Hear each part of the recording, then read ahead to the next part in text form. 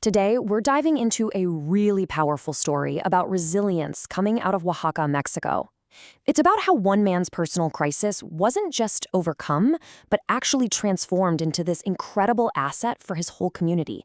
And believe it or not, its success has created an even bigger challenge. And this quote right here, this is the key to the whole thing. This is not a story about charity or a rescue mission. It's about a very conscious, very strategic choice to invest in growth, even when things look really, really tough. All right, so let's start with the person at the center of all this. We're talking about an economist who found himself facing a personal battle that would completely reshape his life and his community. Meet Lidio Gomez. He's an indigenous economist from a humble background in Oaxaca, and he has this brilliant, multifaceted mind. He also studied psychology and linguistics. But a few years back, he was hit with a life-changing diagnosis: severe renal failure. And this is a serious, serious condition. He needs hemodialysis 3 times a week, every week.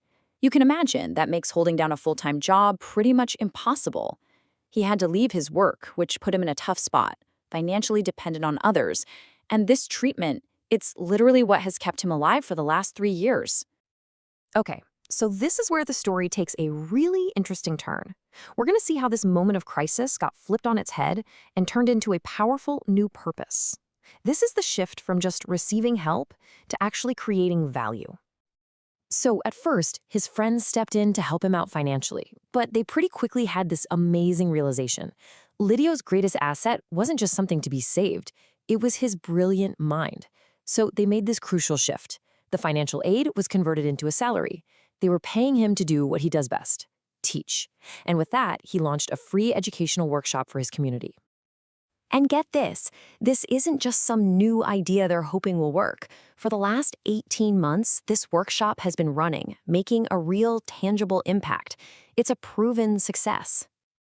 And the workshop's impact? It's huge. We're not just talking about tutoring for about 10 kids.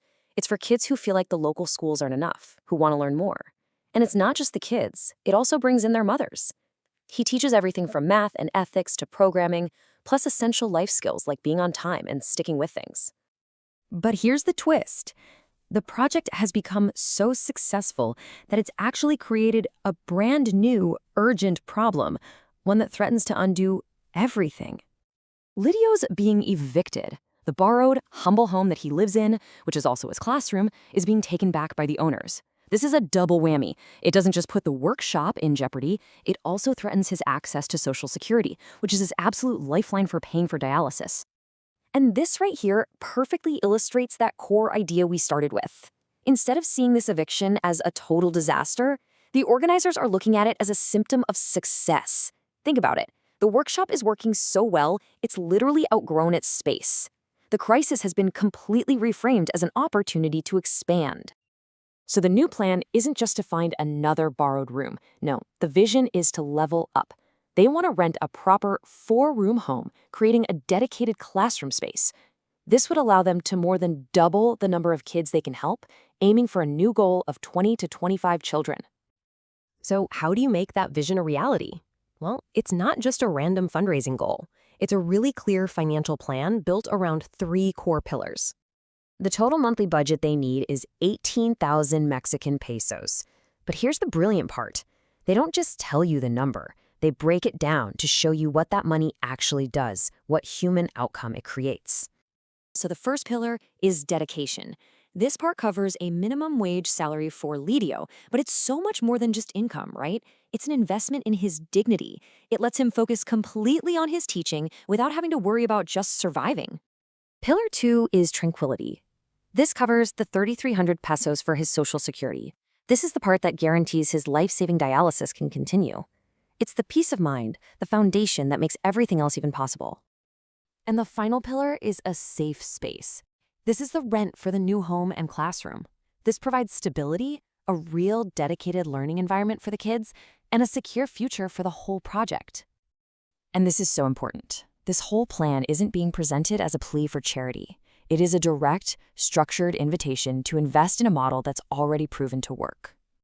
The funding model itself is it's beautifully simple. The goal is to find just 9 patrons.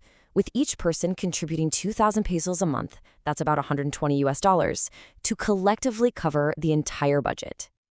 And it's a structured investment, not some kind of endless commitment. It's for a very specific 13-month period. At the 12-month mark, they'll evaluate the project's success. The patrons can see the actual results and then decide if they want to renew their support for another year. It's all about transparency and accountability. So, what does it mean to be an investor here? You're not just a passive donor writing a check. You become an active partner. You get direct personal feedback with photos and videos. You actually get to see the impact of your funds in real time. It's an investment in dignity, in culture, and in the future of an entire community.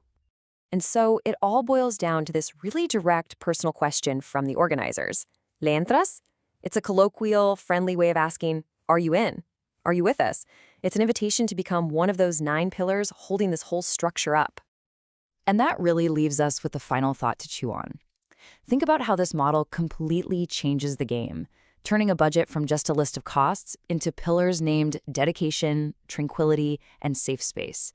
How might framing abstract numbers as tangible, human outcomes change the way you think about social investment?